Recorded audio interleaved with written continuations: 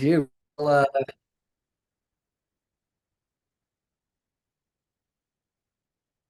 What's up, everyone, and welcome to today's edition of the Hogs Media Podcast. We have officially reached that time. It is regional time. It has now been announced the Hogs are the number 5 seed, and they have their own regional, of course, at Baum-Walker Stadium. And it starts tomorrow. Feelings heading into tomorrow, the weekend, nervousness. What else you feeling? yeah, I feel good about this. I feel good about this first round. I know that obviously once you're in regionals, once you're in postseason play, there is no gimmies. And I know that brand name doesn't always equate to easy competition or hard competition, right? So people might look at this and in terms of like brand recognition, maybe Kansas State is really the only school that we might look at and say, oh, they're, in a big Power Five conference, and the other two SEMO and Louisiana Tech, oh, they're, mid majors, and they just kind of got the AQ bid, which I like. I'm glad that we're not playing all big fives. Yeah. But they're still good teams. I mean, Louisiana Tech is at, was it 43 wins on the season? So Louisiana Tech finished 45 and 17. 45 and 17. I mean, you don't get to 45 wins unless you know what you're doing. So we have to pay attention and do good. But I do feel confident. I feel like our boys are going to bounce back pretty strong from the SEC tournament. I feel like that was a really big wake up call. I think the final weeks leading up to the SEC tournament, we kind of bailed ourselves out of a couple series losses, Mississippi State, um, what was the other one before Florida? There was a few that like honestly we probably shouldn't have won, Texas Tech.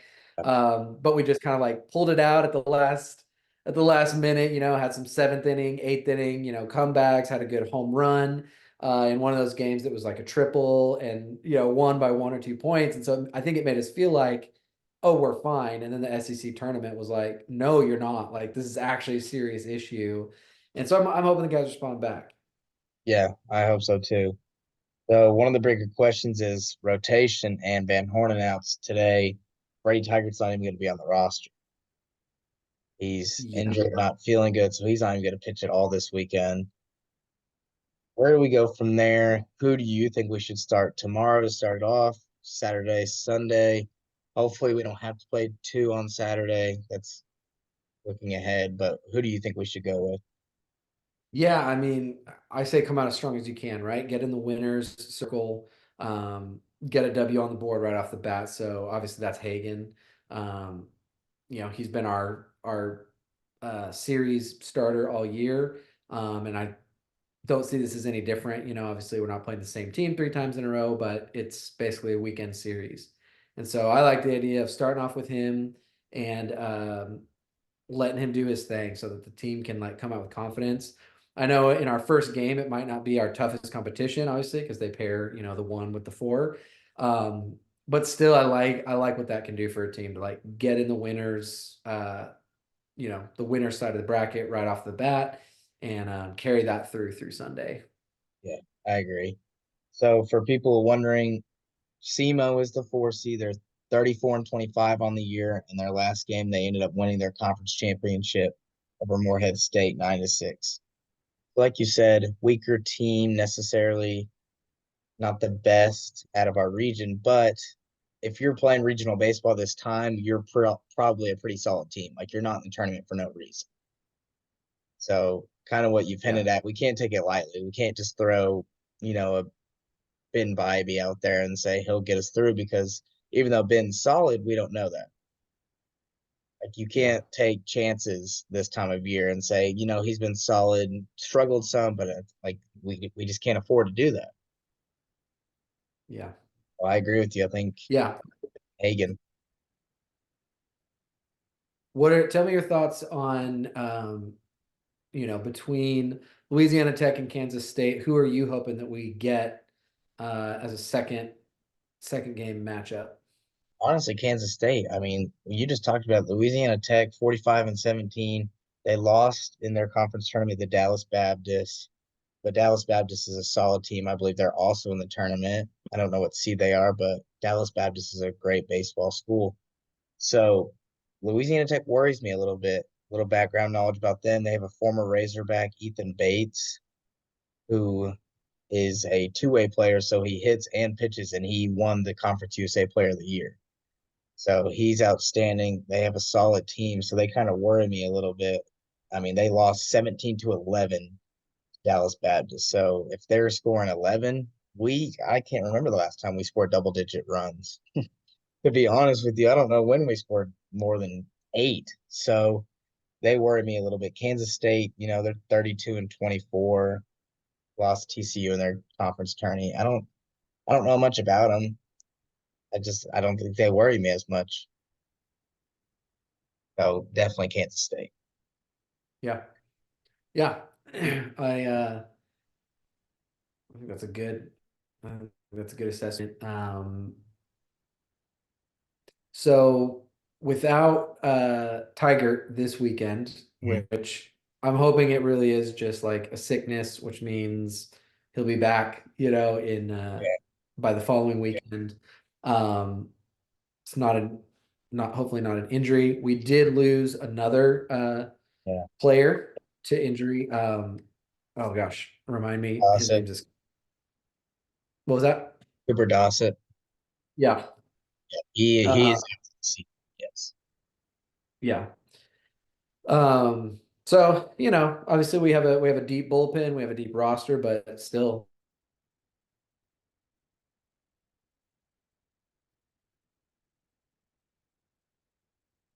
entirely solid. So I really hope that we can get him back in the following weekend. But who do you think we're going to see step up? After Higgins Smith, who do you think is going to be? We've got uh, Geico, we've got Molina. We have a number of good options out there. Who do you think is going to be the one that really steps up and gets us through that second game and gets us across the finish line in like the third final game?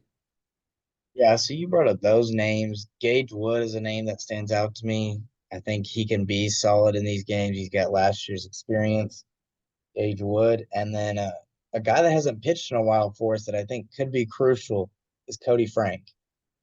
Hmm. People might not remember him. And I honestly didn't remember he was still on the roster a couple weeks ago. He hasn't pitched really a lot. I don't know why. I, but with the injury, I think he's been in college for a long time. So we could use him, and I think he might be crucial in getting some innings and being a veteran. You need that this time of year, and I think he might step up for us. So that's a guy I'm looking at as well. I think those two will be crucial in picking up those innings that we lose with those guys injured. Yeah. Yeah, I mean, I feel like a best case scenario would be, uh, in game one, Hagan being able to pitch 8 innings. I mean, that'd be amazing if he can make it all the way through 8 and then be up by enough points that whoever our closer is that comes in only has to deliver, 15 pitches.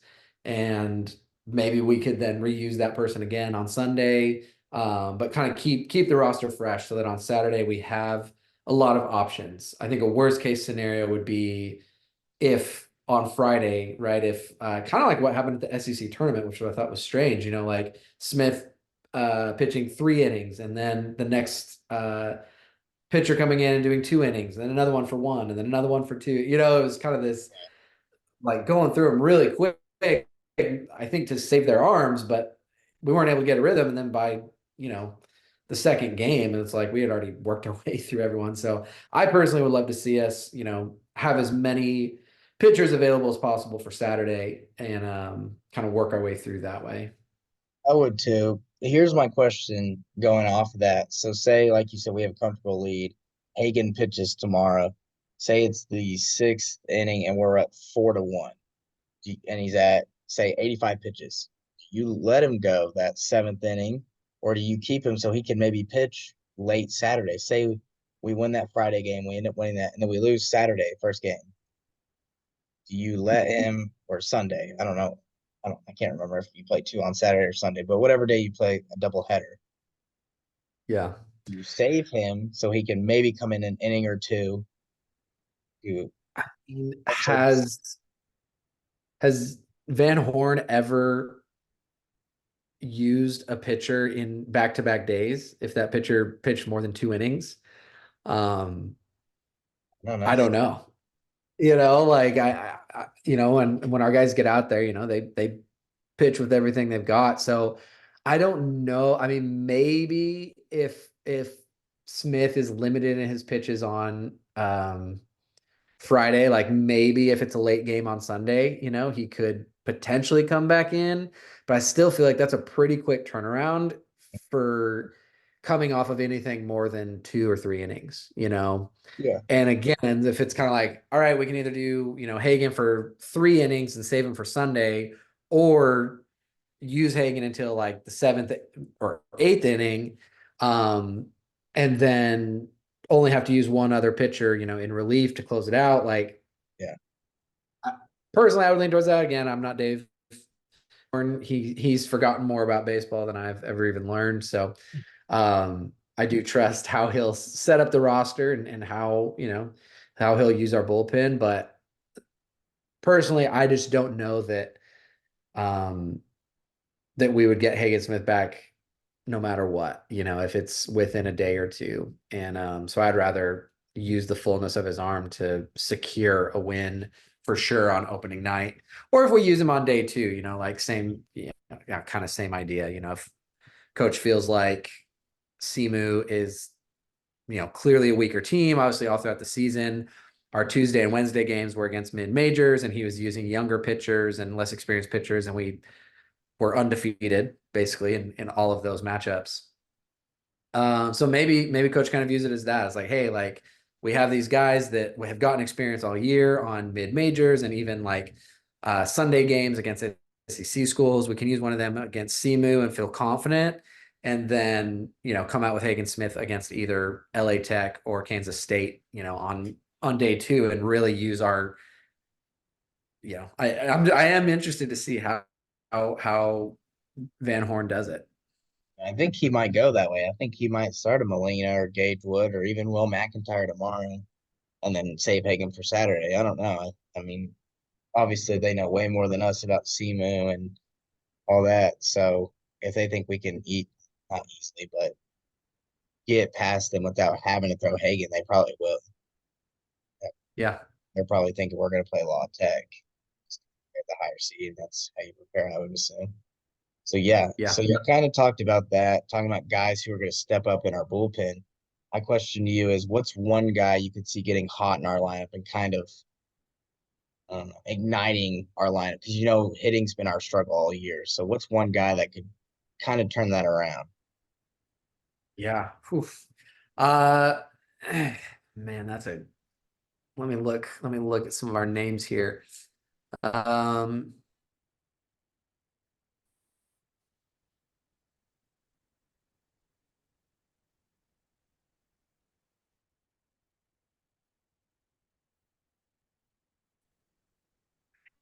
you know, given that he's an upperclassman, he was in this scenario last year, hated how things ended. I wouldn't be surprised if we see Kendall Diggs Yeah, really like step up. I think his experience, again, like against TCU last year, he was a part of that debacle. Um, and so I think he's someone that could come in focused. Um, um, his let me look at some of his stats here for this year. I mean, he's definitely not has definitely hasn't had as good of a year this year as he did last year. yeah, Um, so that tells me like he's not playing up to his fullest potential all year. His batting average last year was 299. So I mean, basically right there at three. This year it's 227. I mean, that's a notable drop there. So like there's a lot of yeah, room for him to we know he can do it, right? He did it as a yeah. sophomore, No, it's there.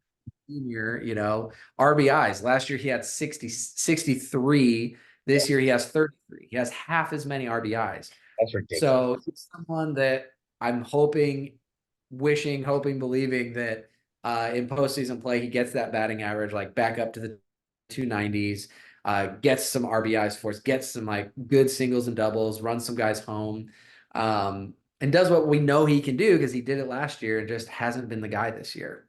Yeah. Yeah, I like that pick. I think if he gets hot, that'll get the whole lineup going. Because if they can see a guy who's kind of struggled this year, it'll just get the whole team rallying behind him. I'm gonna go with Peyton Holt. I think if he already hits well, if he gets hot, he's kind of got that personality where he can fire up the team and get everybody else going. So I think if he has a really hot bat, it's gonna hopefully trickle down throughout the lineup. So what I would go with. So Van Horn's been tinkering with the lineup, this and that. Who are some guys you think like need to be in the lineup? You kind of just said Diggs and Holt. Obviously, Stovall has to be there, but he's been experimenting with Ryder Helfrich at DH. And we have so many different outfielders: Wilmsmeyer, Lovich. So Diggs is going to be in right. Who would you have in center, left? Who would you have DH? Hudson White, I would think, would be catcher. I think he has to be catcher. Yeah. Spraglot's an obvious one, but there's a couple spots that are kind of up for grabs. Where would you put people? Aloy's out of the question. Yeah. I mean, gosh, what are our options here for outfield? We got Will Edmondson, Yes. uh, Peyton Holt, obviously. Okay. Cade Smith. So basically, you got Will, left field, unless you want to yeah. DH Diggs. No, I mean, I would stick with Diggs. Um, I l- I like Lovich. Um, Probably Edmondson, honestly. Um, You put him in center and Lovich in left. I guess Holt's and Holt. Well, you could DH Peyton Holt. yeah. Yeah, probably. Yeah. I mean, I wish I like was a little bit more attuned to all of these different guys' advantages and disadvantages. Um, I mean, ultimately, I would be leaning, for sure more towards their batting, more towards their offense, and giving those guys the starts. I think like we've proven all year we have great defense, we have great fielding. Even if we have like an outfielder that's maybe a little faster, maybe a little bit more of a sure-handed, catch and throw into the infield, I feel like what we need is the batters. We need the hitters like in the rotation, playing through. And so I would probably build my lineup around that, around offense, because I think between our pitching and our infield and like just like the number one defense in the nation, um, I feel okay about like having, you know, a little bit of flexibility there as long as the guys in the batting rotation are the strongest that they can be. I agree, and that's why. So I would put Jack Wagner actually at DH. He's hit about 270 all year. He's been solid. He got injured a couple weeks ago, but I think he's fully healthy now. I think he would be a solid DH.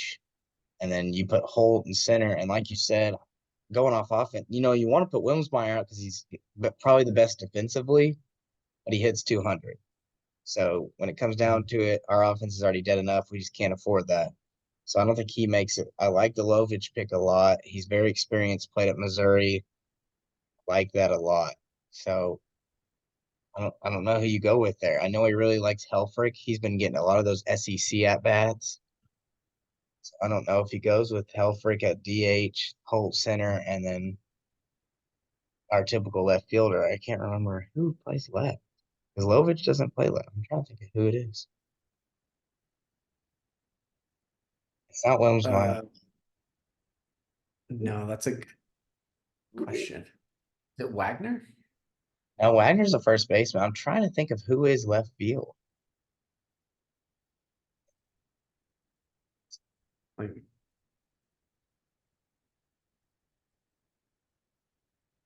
Let's see, we got Grimes, Edmondson, Wade Holtz, Kate Smith,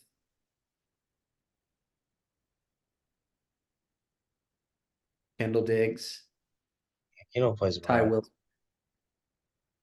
center usually. I'm trying to think because Lovich doesn't play left all. Played a little bit. I mean, that's Ty Wade had played a little bit of outfield. Yeah, I'm not entirely I sure. I guess Lovich then. If I would go Lovich. Who is? I'm gonna Do find. you, what are your thoughts on us making it through this round and then in the next round, what do you think our odds are of getting through that and making it to Omaha? I think they're pretty solid. I don't know a ton. So the 12 seed is Virginia. We match up with them. Always a traditionally good baseball program. I think we've played them before in a regional or super, and so it's gonna be a tough matchup. I mean, getting through this weekend's gonna be tough. It's never. I do like this regional better than last year. Last year's regional was rough. Oh, it was Yeah. tough, and we lost to TCU. They were freaking buzzsaw. But I do like this regional better. I think we do get through it. I'm honestly not gonna say we don't, but I think we should handle it pretty well. And then yeah, I think our odds are pretty good. I like our chances against Virginia. I think we can beat them. I mean, they're an ACC team, solid conference. We've talked about it before. They're a great baseball conference, but they don't match up with the SEC. So I think Yeah. we should come out on top on that and then get to Omaha. So, but I just found Souza. I didn't even think about that. Nolan Souza could play in the outfield. Yeah. How did I miss his name? So he just hasn't been playing as much, but he's an outfielder. It says infielder, but and I guess Wagner is an outfielder too. Jason Jones. Yeah, I don't know. Yeah, like you said, probably go Lovich. We'll see though. We'll hear soon. But I think chances are pretty good. Looking ahead, I think so. If we Oh, it makes me so mad. If we can just get 5 runs a game, I think there's no way we don't make it to Omaha. And that's just asking for 5 a game. Just the Yeah. average. All I'm asking for. I think if we average 5 runs a game, we make it to Omaha. If we don't, we might not even beat Louisiana Tech or any of these teams. We're gonna have to have offense. We can't get in these games where we score two or get behind 5-1 and then try to come back late because that's like our specialty. We like always try to come back late, and we do, but that's not gonna work every time. So Right. gotta have that to get there. Yep. That's my big thing. Yeah. You, what are your thoughts? Do you think we're Agreed.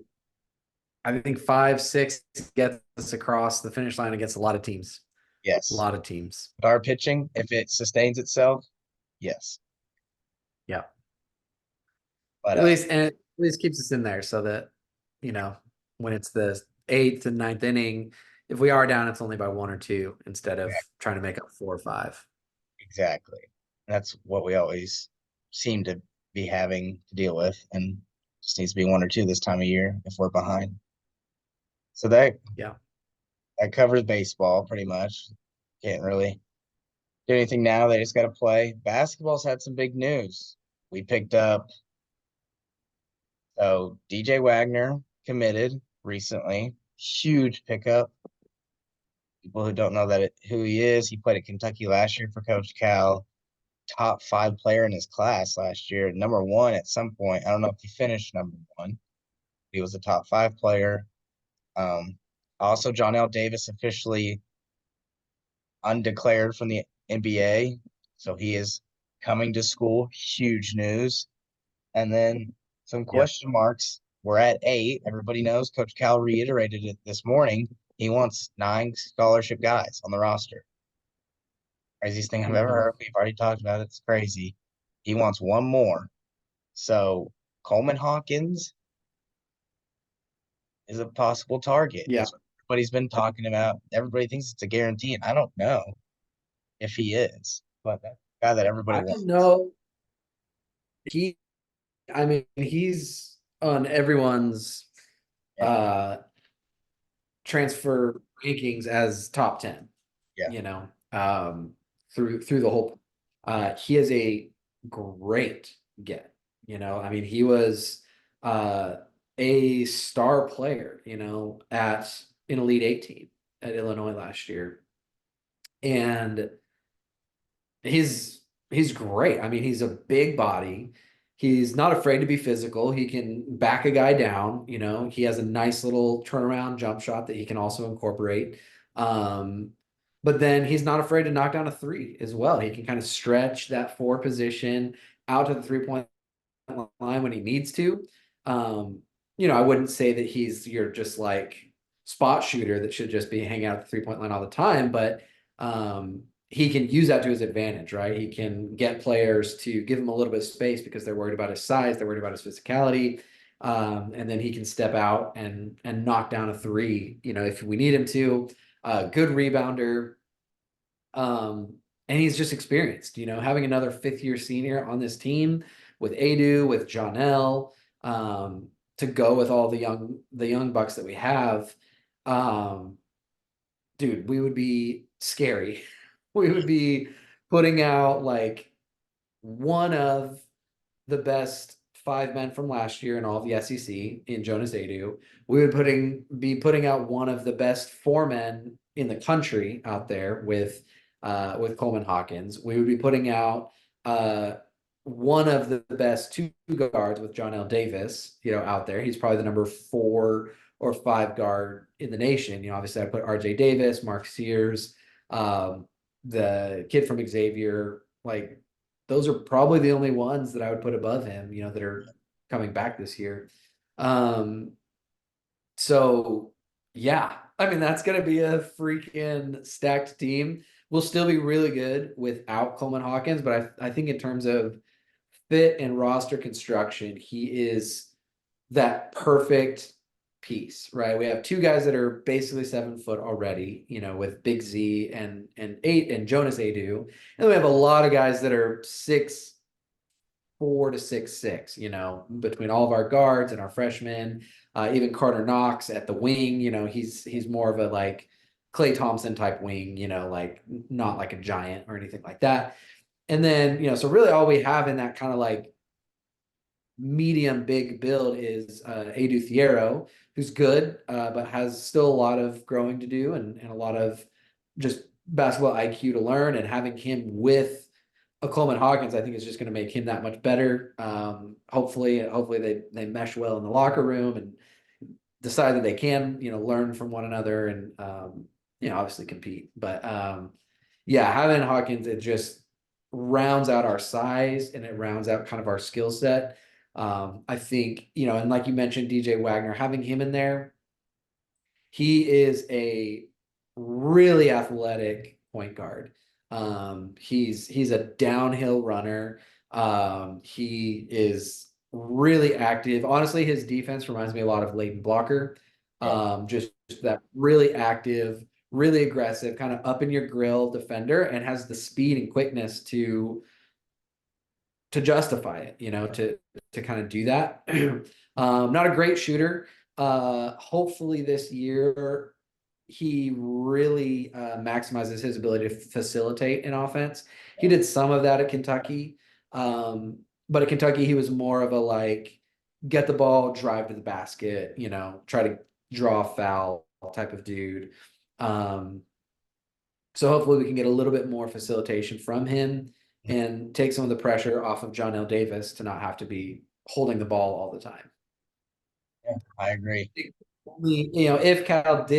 we did get Coleman Hawkins and Cal decided to at least have a 10-man roster, so he's still in 3 uh roster spots empty. I would love to just see that like uh set shooter, the guy that can't do anything else but make 3-pointers and make them at 50%, you know.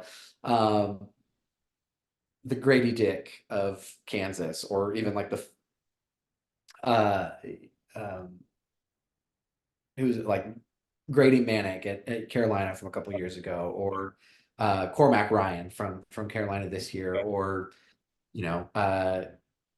who's the Caravan at UConn. It's just that guy that's just like any fast break situation, any like the team needs a run, the team needs a spark kind of guy. You run a 3, 4 set plays for him. He's going to knock down 2 3-pointers in a course of 2 or 3 minutes.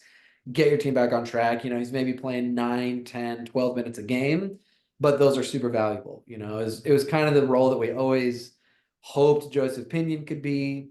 Um, and despite our best efforts, we never got that level of productivity from Joseph Pinion.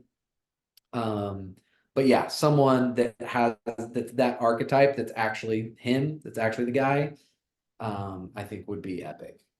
I agree. I think everything we're getting is epic. Put it into one word. We are going to be set up for next year. If it can all come together, it could be a special year for Yeah. sure. And yeah, I agree. I think we need a shooter, like you said. I think you've said it multiple times, and I completely agree. We need that guy so badly. It's a need. Yeah. It's not a want, it's a need because you see, like you said, all these great teams that make it far, they get that one guy that sets them apart because he just knocks down shots nonstop. Yeah. You It brought up, spreads the deep. It gives your team a spark. It can help you climb back into a game. It opens up the court. It gives you someone who, again, that you can just like run a play for instead of having them go to work, and yeah, dip into their bag, which is great. Obviously, like those are like the all-stars of the league, is the guys that have a deep, bag of handles and can get to the hoop. Um, but sometimes it means you're asking too much, of one guy. You're asking him to carry a team on your back. And when you have that guy that can just nail a shot, it lifts a lot of that weight, puts points on the board. Um, and in today's offense, or yeah, today's like the way basketball is played these days, like you can't not have some phenomenal 3-point shooting on your team. It's just how basketball is run these days. yeah, I agree. And another example, UConn had Jordan Hawkins last year, and he was just a shooter that makes you mad as an opposing fan. You gotta have that guy that just if you see him open, you're like, crap, that's in, and it goes in almost every time. Yeah. Like like you said, it's 50%, but it feels like I mean, I would love to get what's his name, Golke from I mean, that guy was insane. There's got to be a guy like that out there somewhere that would love to play at Arkansas. Put For him on real. the roster and just let him shoot. Yeah. But well, we got a couple minutes. Something that I wanted to talk about: women's basketball. I saw yesterday Miriam Duda, I think you pronounce her name, committed to South Carolina, and that's not the first player that's left this season and transferred elsewhere. Do you think there's an issue within our women's program, or do you think there needs to be a change with coaching, or what do you think's going on? Because there's been we had Talia Scott transferred, Sailor Poffenbarger transferred, Dowda. And I believe a couple of others did as well. So those are all big time players from our, I mean, most of them starters, and they're transferring out. Yeah, it's concerning. I haven't necessarily heard any like verified rumors yet of like what the deal is. Hmm. Um, but yeah, I mean, we're losing the A lot. vast majority of our producers from Yeah. last year. And they were a good team. They weren't great. Um, but when you're on a team that is good enough to like have a chance, right? To have a shot in March, and you can tell that you're building towards something, towards like building a roster, building chemistry, building a team. It is a little bit strange seeing that many people transfer out. And it definitely makes you wonder like what's going on, is there something going on in the locker room? Is there personality differences? Is the coach just not making these players feel like they're believed in? or that they can grow? Like what's the problem?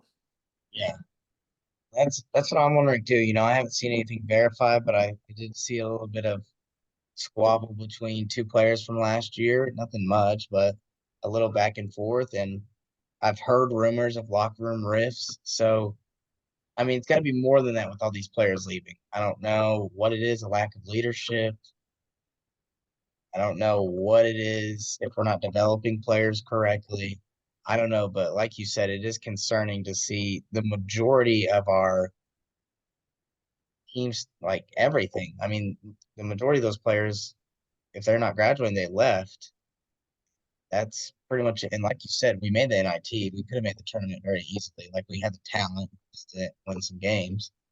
So it is very concerning to see so many people leave. And it's not like we're picking players of that caliber caliber up. So Yeah. that's concerning to me. Like it's not like we're going to get those level players in the portal. I don't think we've signed anyone. I think we signed the number one JUCO player this week. But other than that, I haven't seen any like major pickups. Yeah. So that's where it concerns me is we're losing all this talent but not regaining it in any sort of way. Yeah. It it's unfortunate. It's worrisome, and obviously most of the attention is on the men's program in terms of why things are happening and Mm. reporting and things like that. But yeah, I am curious to hear if something comes out, or if a player's like says like, yeah, no, like it's a just bad culture or bad environment or something, like, or they're just not Yeah, getting any NIL support. Like seeing people transfer to South Carolina, some of these like other like big women's programs. yeah. Um, SEC it, SEC schools. yeah, That's the worst part. yeah, Really. yeah. I do feel like women's basketball is kind of the next like up and coming sport, that's going to start garnering more attention. Obviously, Caitlin Clark made Yeah, women's basketball significantly more popular. The dominance of South Carolina this year, having an undefeated season, and their coach being such a dynamic personality, and Angel Reese at LSU, really being an interesting, character to follow. yeah. Um, so I think it's definitely on the rise, and hopefully at Arkansas we can kind of be on the leading edge of that. Mhm. Like be one of the first programs to have a great NIL program for women's basketball, and hopefully our fan base, our students can like get out there and support these women because there's a huge opportunity there, right? Like I said, it's on the rise, but like beyond those few players that I mentioned, there's still it's like blue skies, right? Like there's not just these like entrenched powers like there is with basketball and football, men's basketball and football, right? It's like the entrenched powers are like if you're a smaller school or like a school like Arkansas, it's hard to steal those recruits from Alabama or Georgia or Texas or OU, right? It's going to be a challenge for us. But in basketball, we can still establish ourselves. It's like Tennessee, UConn, and South Carolina are kind of the established, but there's a lot of extra room in there. And especially if you're leading on NIL, you can make a lot out of that. Yeah, I agree. I think we need to build Yeah. the program to the level it can reach. Yep. Well, I think that's all we got time for today. Looking forward to this weekend, and we are signing out. Thank you guys. Y'all go Hogs.